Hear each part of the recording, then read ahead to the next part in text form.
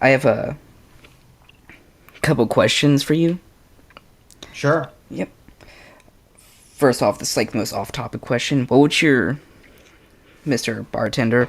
What was your favorite like? What's your favorite horror flick? Favorite horror flick. I I would probably say Silence of the Lambs. It's a real scary one. It's a real I good was one. I watched it when I was probably about your age, and it had a profound effect on me.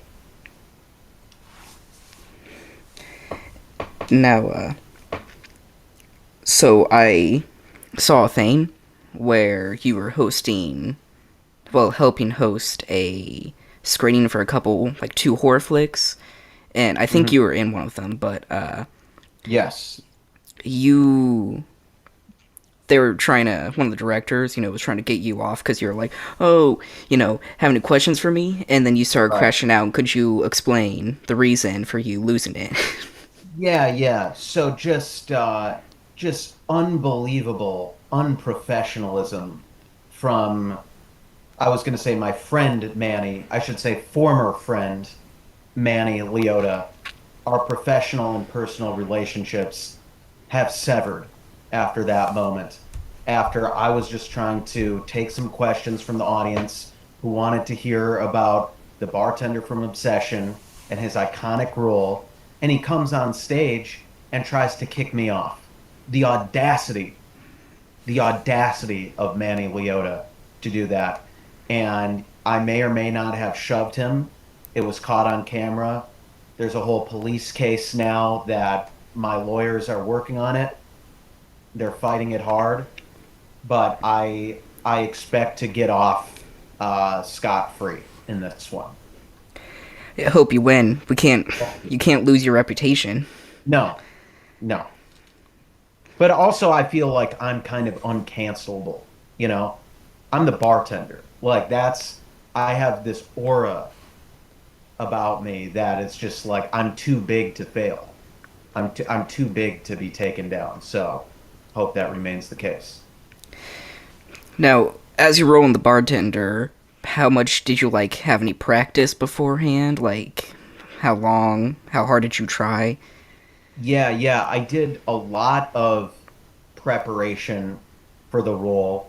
I did probably a good like 6 or 7 minutes worth of preparation, watching a couple of YouTube videos in the car on the way to set.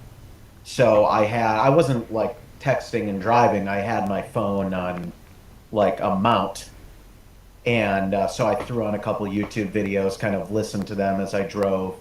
And they were telling me, like, okay, here's how you pour shots. And as I've worked as a server in restaurants for many years, never been a bartender. You'd never know that from watching the movie. You would think this guy has bartended for a decade or more.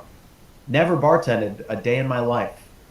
That's how good I was with the performance. So, yeah, I immersed myself in the character for a few minutes in the car, and that's really all it took. You know, what would take, or what would take a year or a year and a half from Daniel Day-Lewis or Heath Ledger to method act in preparation for a big role took me a few minutes. So I guess I'm just built different like that. That is a whole bunch of talent. Yeah, that's what that is. Another thing is one of the videos where you surprise a couple people as you because the main star of Obsession just walks up to them, and it was the one where it was the kids playing basketball, and you played a Yeah. game against them, and Okay. you just kept shooting shots, no effort at all. Yeah. Did you use Dominate. a one wish willow on that? Did you wish to be good at ball? That's a good question, and that was something that was speculated a lot in the comments. Like, did he use his wish to be the GOAT at basketball? And I'll just say, I still have my wish left. I've not used my wish. I'm just that good naturally. So, but I understand the question. I understand why one would see that video and think I used my wish at that. But I still have my wish. I mean, yeah, like I can see why you are the star of Obsession. Like your performance was absolutely amazing. Like up Appreciate it. there with Tommy Wiseau in the room, Oh just yeah, huge amazing. inspiration of mine, by the way. Wow, I could tell. Yeah, And how does it feel to actually be the star, the main lead of Obsession? it feels good. I mean, at first it was like I wasn't really getting the flowers that I deserved. I didn't get into the premiere. They turned me away at the door. That's why I was outside, like talking to people about my role because they wouldn't let me inside. So, didn't start off great. No one really knew who I was. And then they're like, wait, after watching the movie 2 times, 3 times, 10, 20, 50 times, they're like, wait, the bartender is the real villain of the movie. It's not Nikki. It's not Bear. It's not even Ian. It's Bartender. And that's just the subtleties of my performance. That's why it took so long for people to realize that. So it took them a couple months after the movie came out in May. And it wasn't until like within the last couple months that people started recognizing that, oh, I was the real main character, the real villain. Sometimes the true villain is more subtle. Exactly. Exactly. The true villain doesn't have to beat you over the head and saying, I'm the villain. Ah, scary. Ah, I'm screaming and there's blood. And no, sometimes a villain just has to say, open or closed, and that tells you everything you need to know. And I saw in an interview Curry mentioned that he that a if he thinks a series for Obsession would be a good idea, where each episode is an anthology. And I Yep. was wondering, do you think it would be a good idea if they did an episode about you, the bartender? I think it would be a good idea if they did a whole series about me. One episode isn't enough. Like, that would obviously be cool. But if they offer me one episode, I'm going to turn it down. I'm going to say either a full bartender series or nothing. Because you can't, how can you explore what are most TV episodes of like a dramatic series? They're usually around an hour, right? Like 45 minutes to an hour. That's not nearly enough time to explore the backstory of Bartender. We need 6, 8, maybe 10 episodes to really delve in to the nuances of that character. So I would turn down one episode until they come back to me and say, we're making a bartender series. Then I'll listen. And because, you led like the biggest movie this year, probably of the whole decade at this point. Yeah. And you usually took like 7-digit pay rates, but as a friend, definitely no nepotism at all. Nepotism, no. It's like the kiss was nothing from No, Curry. no. The kiss, Yeah, I did not. Yeah. We don't have to talk about that. yeah, that was. Do you think that now you're so big? Do you think you're gonna get offered like 8-digit, 9 digits? Do you think you're gonna get offered billions for a role? Yeah, I mean that will come. I think the billions, the 8, 9 billion figures, that will come in a couple of years. I'm a very humble guy. I'm the humblest actor in Hollywood. I don't think I'm worth $1 billion per role right now. I'm just going to come out and say that. I think I'm more in that like 7 to 8 figure. I think that's my rate. I think that's a fair rate for me, 7 to 8 figures per movie, because I'm just humble like that. I don't think I'm worth 9 figures or up yet for a role. I think I will be in a couple of years, but I think I have to build my resume a little more. So give me a couple of years, maybe 2030. I'd say by the time 2030 hits, I'll be worth 9 figures. But until then, probably 7 to 8, because I'm humble. Do you think Obsession would have been as big, nearly as big as it is now, if it wasn't for you, you know, being partaking in it. Absolutely not. I think it would have been no disrespect to Curry, but the movie would have flopped if I wasn't in it. It's that simple. It's a my role is a game-changing role. It changes everything. No one's going to watch Obsession if I wasn't in it. It would not have made $500 million. It might not have even made $500,000. It was an indie film. It was made for under $1 million. Most indie films made for that budget, they lose money. And this would have been just another added to the list of an unprofitable indie film. But then I got involved, and look what happened. Look what happened. 500 million at the box office after I got involved. So I think the numbers speak for themselves. They just, wow, absolutely amazing. Yeah. I feel like, me personally, I feel like at least half of the revenue that is received was people hearing it on social media. They're like, the bartender is the true villain, it's the main star. Yeah. And they're like, who's the bartender? And they go back in theater and rewatch it 3 or 4 times. And they catch on like the fifth watch is when they finally see you and they're like, that's the guy! That's Yeah. the guy. Yeah. Exactly. I can't tell you how many comments and DMs I got saying I only watched Obsession because of you.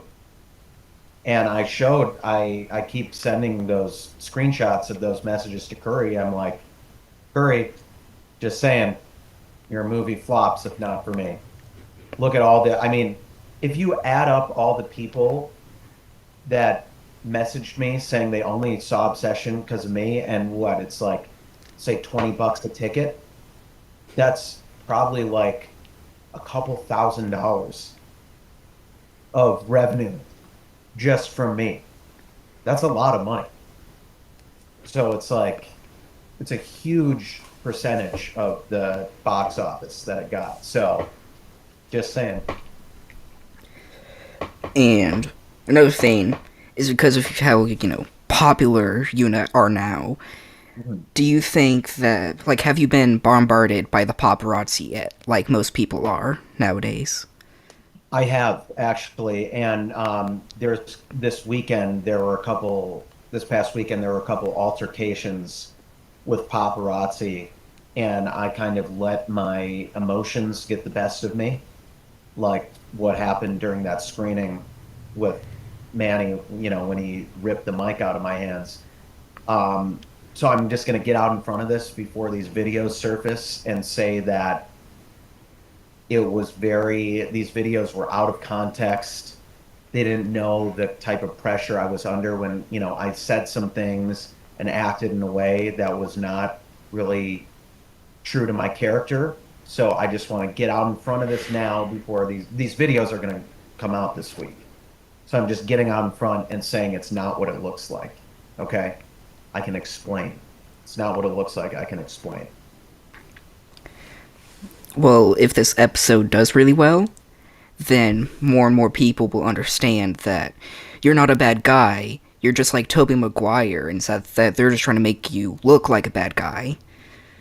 Make I say that because there's one of these videos that's going to be inevitably coming out is very similar to a Tobey Maguire paparazzi freakout, but almost word for word. So it's funny you say that. Yeah, that's going to be coming out soon. And just like Toby's not a bad guy, neither am I. We're misunderstood artists.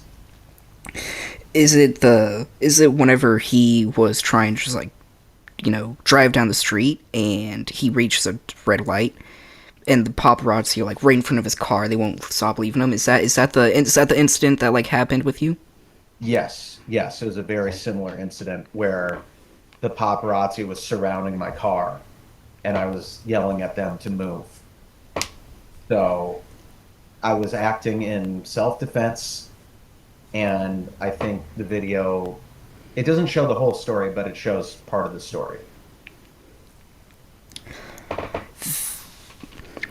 I mean, the good thing to come out of it is that you can brag to Curry that you have a whole bunch of people following you, which isn't necessarily a good thing most of the time, but he doesn't. Yeah, he lives a quiet life. He lives, I'm not going to say where he lives, but he's not getting hounded for, as far as I know. He's pretty anonymous because he was just the writer director. So not everyone knows what he looks like. Meanwhile, everyone knows what I look like. So it's like I was in this movie, it was a huge success, and now I can't go anywhere without people are like, "Hey, can I get a drink?" Like I was so good as the bartender, people approach me on the street and they think I'm going to serve them drinks. I'm like, "This is a Wendy's, you know? I'm just here eating. I'm not bartending." So it's yeah, it's a tough life, but I make it work. And so like people think that you are a real bartender Yeah. is what I hear. Yeah. And like I said, never bartended a day in my life, but people think I'm the real deal. That's how good my performance was. It's truly inspirational, you know. Thank you. Like even me, like whenever next year, whenever I can finally drive a car and I'm good enough at it, I was gonna work at like a movie theater for a summer job. But you know what? Because I think I look the age. I look at least 21. I think I'll lie about my age and become a bartender just like you. You know, That would be really noble. That would be really noble. I don't know how far along you are in your learning about history, but throughout American history and the wars that were fought to preserve the the Union and the existence of our country as a whole. Many men, or technically boys, lied about their age to serve in the military. They weren't 18, but they were teenagers like you, and they would lie about their age to enlist. I think if you lied about your age to work at a bar, that would be equally brave. And I encourage you to do that. And if you get in trouble, you can say, well, the bartender told me to do that. Bartender from the section. So that will be your get out of jail free card. performance, your performance so good, seems so natural. A good question, I think, is that do you think that there are any other individual performances out there in cinema history that you think are either up there or surpass yours? I think there's some that are comparable. I don't think anything surpasses. I'll give you some that, I mean, Heath Ledger, who I mentioned before as the Joker, in The Dark Knight, it's up there. Daniel Day-Lewis, There Will Be Blood. There's certain performances like that are that are particularly iconic and kind of in the same realm as me. But is there anything that surpassed Bartender from Obsession? Absolutely not. I think you should totally expect, like, if you haven't even already gotten a whole bunch of invites, like, as a special guest to, like, birthday parties and stuff. Hmm. Like, that is. They walk into a bar and you're there, and it's Yeah, like you're the surprise. You're the real better yeah. than. That actually happened recently. I was invited to a nightclub in Fullerton, California, which is in Southern California here, south of LA, and I was invited there as to make an appearance as the bartender from Obsession, and I went there kind of low key undercover, and I was brought out on stage. There's a video of this on my profile, and people went nuts. People lost their mind. It was like as if Taylor Swift walked into a club. It was that type of or Drake. It was that type of celebrity surprise. People lost their minds. It was pretty cool. Yeah, I would lose my mind too if all of a sudden the bartender from Possession is in the same room as me. Yeah, Like, yeah, you know, Andy and Michael and Cooper and Curry, that would be awesome. That would be really cool.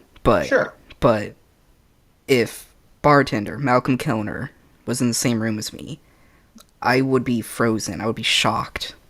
Yeah, yeah, yeah. It's just a different. Like, sure, it would be cool to see any of those people, but bartenders just on another level. And I think I should wrap it up soon Yeah. because well, mom's about to be home soon, and Okay. dogs are gonna go wild. But Yeah. just one last question. I think everyone has been pondering. Okay, will the bartender return in Avengers Doomsday? That's a great question because the trailer recently came out, right? And there, you might have noticed there was no sight of Bartender in the trailer. But with that last Spider-Man movie, not the one that just came out, but the one before, were Tobey Maguire or Andrew Garfield's Spider-Man in that trailer? Nope. They were in the movie as a surprise. And the same will be true for Avengers Doomsday. Bartender will be returning. He wasn't in the trailer to preserve the surprise, but I am telling you and your podcast listeners that Bartender will officially be returning for Avengers Doomsday. And I can't say what happens. I can't say what happens, but strap in because it's a pretty wild storyline.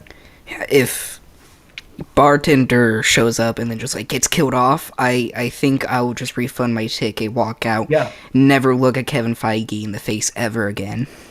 totally, totally. And I would understand if you do that. Now, I can't say whether Bartender lives or dies. You're going to have to buy a ticket for the movie for that. But he'll be in there. I don't have any more questions, so I'll call it a wrap for today. So it was great having you on. I didn't expect you to even see the Instagram comment because, like my mom said, that I have to start off somewhere, and Yeah, I certainly start off like I can never get bigger than this. Like if I got like Dave Sheridan on yeah, here, for example, it would right. never be up there with you. Yeah, yeah. It's like, it's cool you had me on as your first episode. It's a great get, but also it's kind of like I'm a little worried you may have peaked too soon. So I hope that you're able to continue even, none of your guests will live up to me, but I hope you're able to not totally fall off after this, And despite the drop off in fame that you're going to have going forward. and I'm not like gonna complain if I like don't make it big because I'm just doing this because it's something I enjoy. I enjoy talking. I enjoy Yeah, film. great. It's perfect. I still have fun the entire time, whether I'm successful or not. That's great. That's great to hear. And I have a question for you, actually, Kaden. Let's finish it off with that. I have a question for you. How life-changing was it to talk to me and have me on your show? I feel like that all 15 years that I've lived so far are completely meaningless, and I just like for yeah. I don't. It's so. I can't explain it because it's just so impactful.